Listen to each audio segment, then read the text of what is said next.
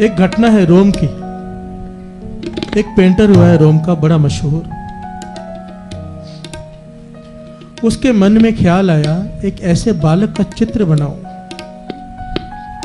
जो देखने में दिव्य हो, ऐसा लगे जैसे भगवान ही नीचे आ गया है।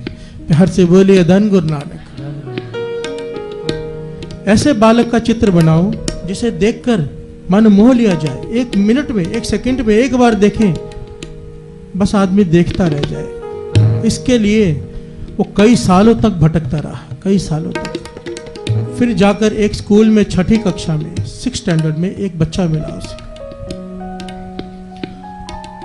इतना प्यारा बच्चा कि जिसे देखकर ही ऐसे लगे जैसे भगवान का रूप ही है। प्यार से बोलिए धन गुरु नानक। उसने उसका चित्र बनाया, उसकी फोटो बनाई और उसकी कॉपी लाखों की तादाद में बिकी। प्यार से बोलिए धन गुरु नानक।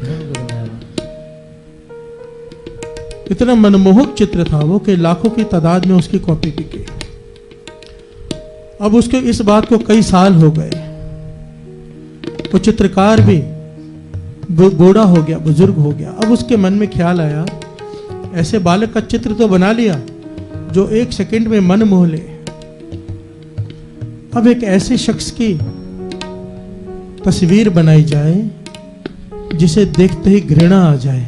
प्यार से बोलिए धन गुरु नानक। जिसे देखते ही ऐसा लगे कि इसके जैसा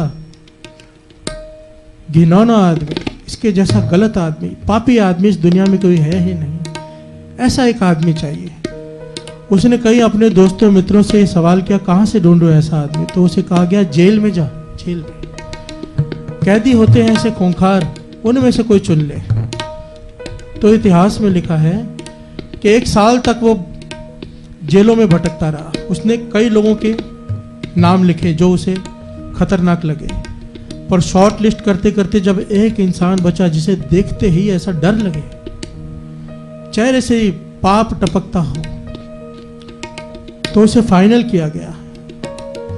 जब उसके पास चला गया, उसे अपनी बात बताई कि तेरा चित्र बनाना चाहता हूं मैं, तो वो कैदी जोर जोर से रोने लगा। प्यार से बोलिए धन गुरु नानक, धन गुरु नानक, धन गुरु नानक। चित्रकार कहता, भाई तू रो क्यों रहा है?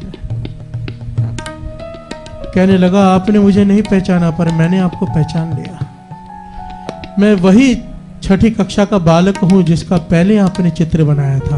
प्यार से बोलिए धन गुरु नानक। चित्रकार हैरान हुआ कि वही बालक जिसे देखने से लगता था कि भगवान का रूप है, आज ऐसी हालत कि सबसे घिनौना चेहरे में ये गिना जाने लगा है। तो उसने पूछा, ऐसे कैसे?